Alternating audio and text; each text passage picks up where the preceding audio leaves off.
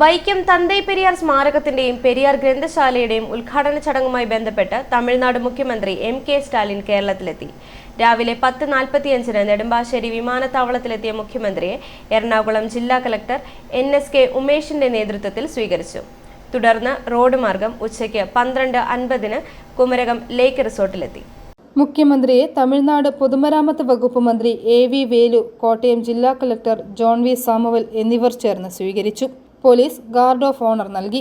കസവ് ഷാളും ശ്രീനാരായണ ഗുരുവിന്റെ a cry in the wilderness the work of Narayana Guru എന്ന പുസ്തകവും നൽകിയാണ് ജില്ലാ കളക്ടർ സ്വീകരിച്ചത്. തമിഴ്നാട് മന്ത്രിമാരായ ദുരൈമുരുകൻ, MP സ്വാമിനാഥൻ എന്നിവരും കുമരകത്തുണ്ട്. Special secretary doctor S. Karthikeyan, DIG Thomson Jose, ജില്ലാ പോലീസ് മേധാവി A. Shahul Hameed, ADM Beena P. Anand എന്നിവർ സന്നിഹിതരായിരുന്നു. I4U news, Vaikom.